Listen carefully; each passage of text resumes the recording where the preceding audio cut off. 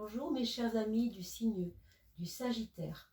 Je vous retrouve avec un grand plaisir pour ce mois d'octobre et regardons tout de suite de quoi est-il question pour ces énergies du mois d'octobre.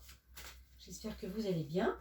Tout le monde a passé un bel été, une belle rentrée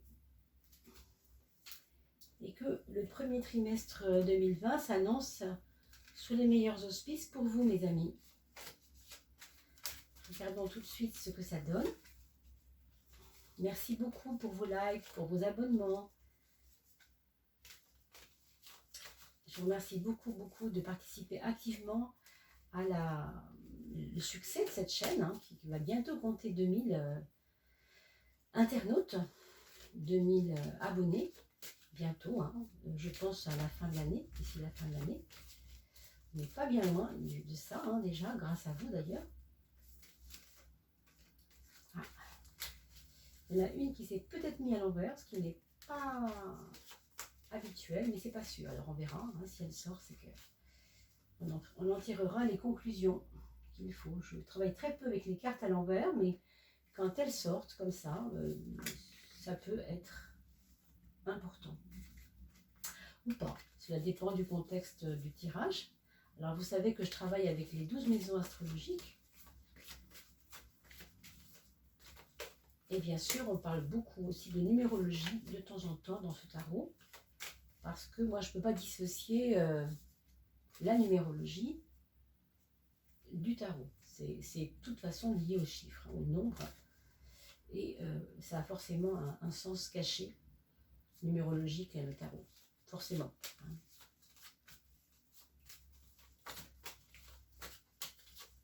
Alors, pour ce mois d'octobre, mes amis, on a apparemment des petits chamboulements, on va voir.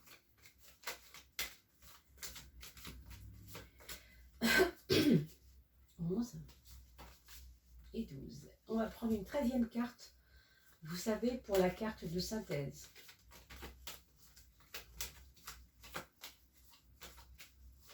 Celle-ci. Allez. J'espère que tout le monde voit bien. Voilà. Alors, la maison 1 d'abord, puisque ça vous représente vous, on a le pape. Une carte assez studieuse, assez affairée, avec des choses qu'il faut régler. On n'a pas peur d'apprendre, au contraire. On voit toujours les leçons à tirer de ce qu'on traverse. Alors peut-être que pour vous, en ce moment, vous avez l'impression de tirer des leçons de votre passé, de votre tout ce que vous avez vécu les mois derniers, là, même quelquefois, pour certains, des années. C'est pas vraiment une année de bilan, mais c'est une année d'observation des choses et plutôt même de sagesse quelque part. C'est comme si vous aviez pris un petit coup de vieux, au sens vous savez très bien que rien ne sera plus comme avant. Vous avez, comme on dit, pris un coup, entre guillemets, et que voilà, vous avez quelque chose à regarder devant vous maintenant.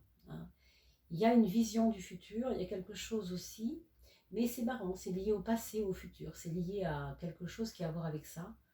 Peut-être que justement vous êtes dans l'instant en ce moment, pour vous positionner en tant que personne consciente de ce qui se passe en ce moment, et vous ne voulez plus de ce qui appartenait au passé, et vous voulez déjà commencer à construire un futur. Il y a quelque chose comme ça ici. Ça, c'est vraiment dans vos actes, vos actions, votre manière d'être en ce moment. Et regardez ce chamboulement que je vous ai malheureusement, pas malheureusement, mais que je vous ai peut-être promis tout à l'heure. Parce que chamboulement, il y a chamboulement et chamboulement, vous savez bien. Il y a des chamboulements hyper positifs, il y en a qui sont moins faciles à négocier. Mais de toute manière, un changement est toujours important. Et il porte toujours un sens aussi. Pour moi, le fait d'avoir ce 5 à l'ascendant et ce 16 dans la maison 10, ça nous montre vraiment qu'on a conscience que rien ne sera plus jamais comme avant. Je le redis parce que là, ça prend un peu plus de corps. Vous vous attendez même, je crois. C'est comme si vous vous attendiez même à encore des changements. c'est comme si les changements ne vous faisaient pas peur.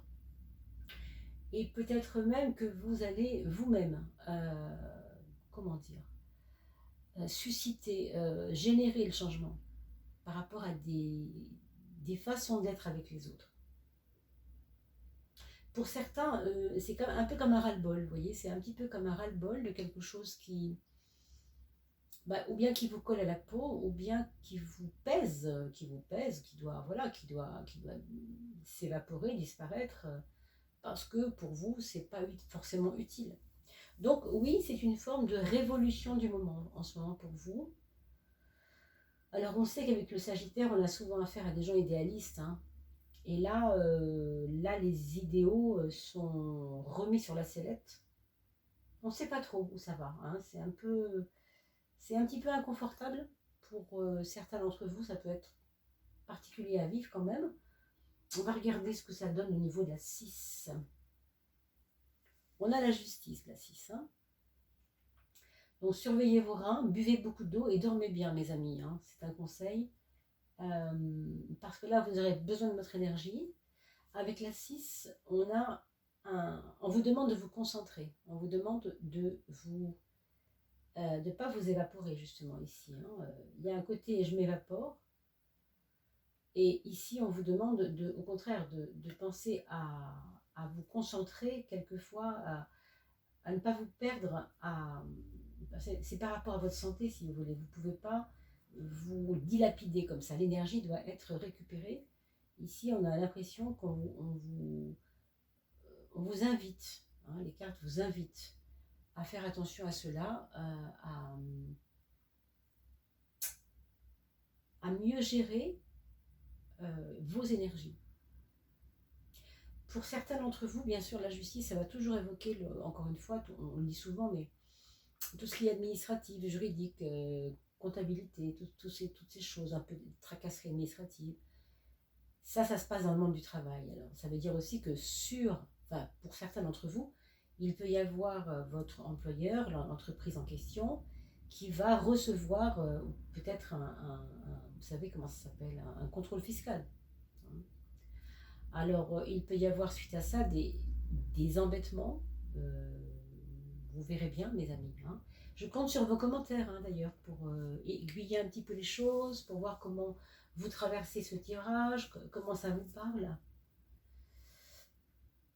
Ça, c'est votre frein, votre inconscience, le côté un peu pas clair de l'histoire, la maison 12 toujours, qui est un peu notre prison, hein.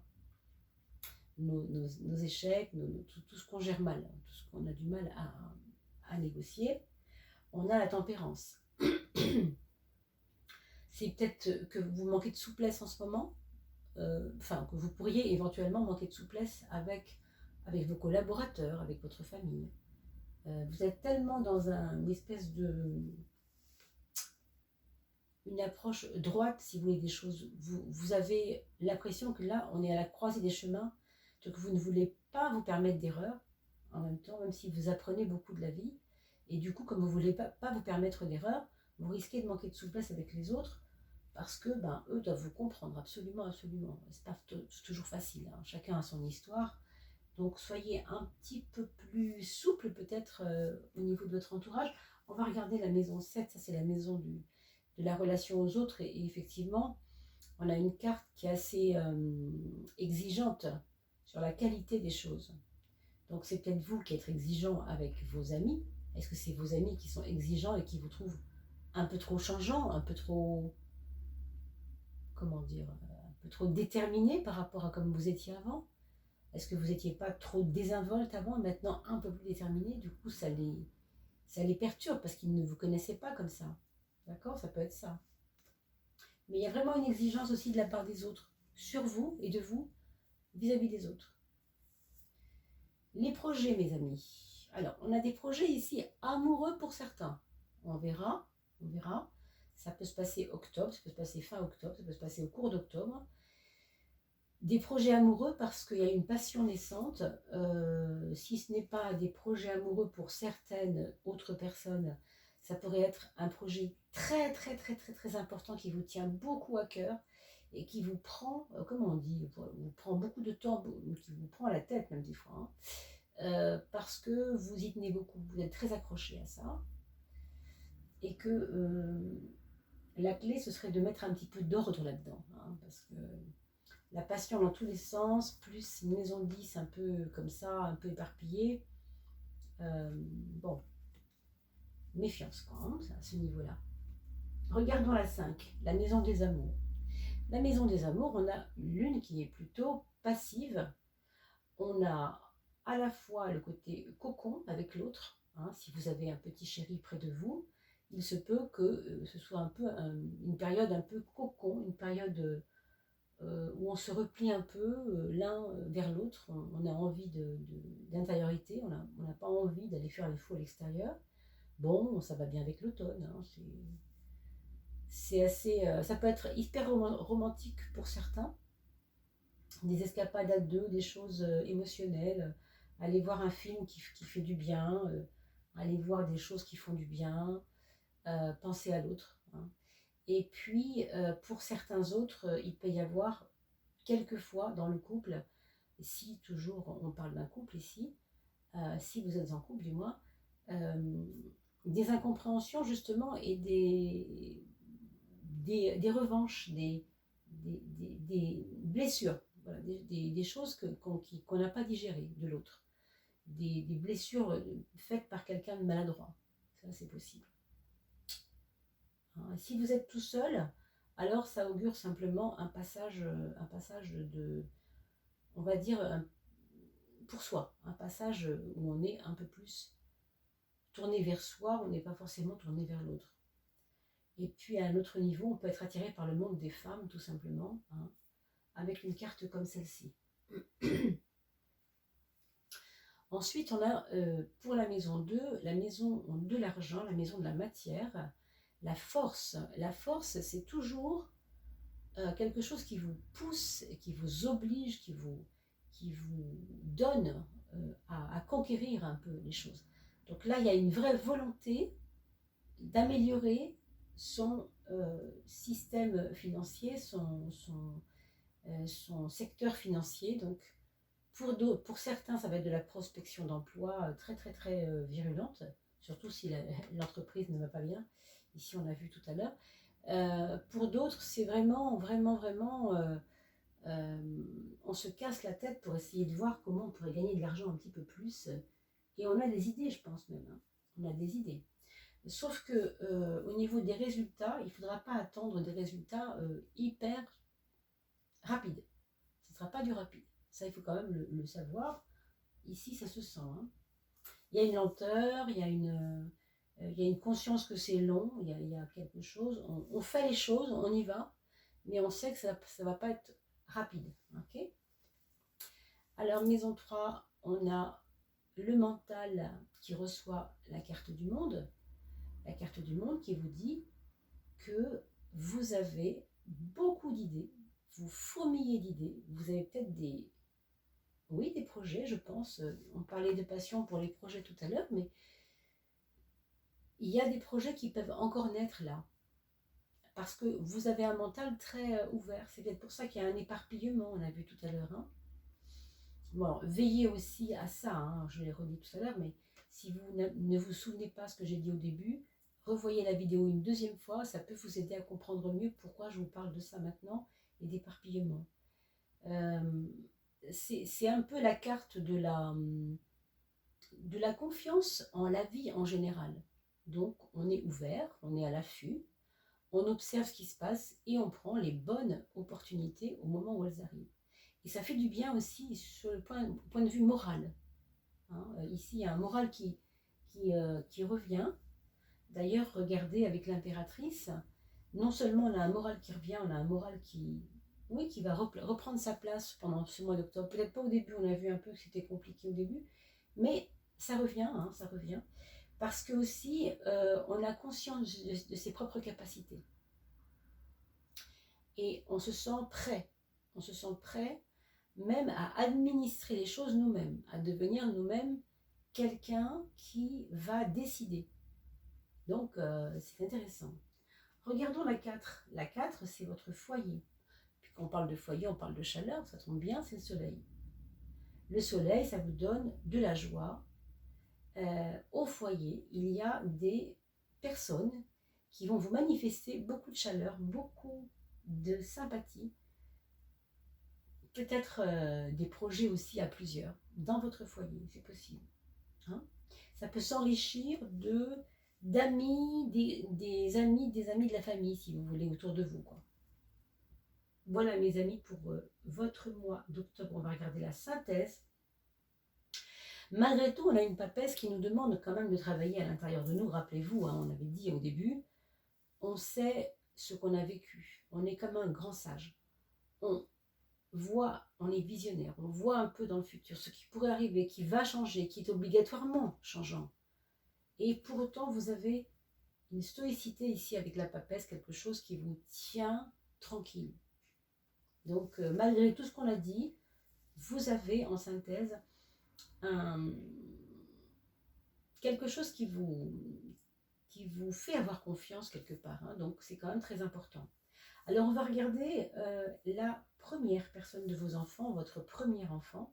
C'est quelqu'un qui est un peu introverti, tranquille et qui ne va pas, qui, pour certains, et ça pourrait être quelquefois un peu de tristesse aussi, alors évidemment, peut-être qu'il aura à traverser des choses, hein, des deuils, je ne sais pas, des choses autour de lui, des choses un petit peu difficiles, ou en tout cas, il aura envie de parler de ses peines, de ses chagrins.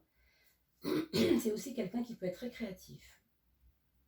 Votre deuxième enfant, c'est quelqu'un qui a besoin qu'on le reconnaisse, qui ne veut plus rester invisible, qui a envie de se montrer à la lumière du jour et qui veut certainement un peu une reconnaissance.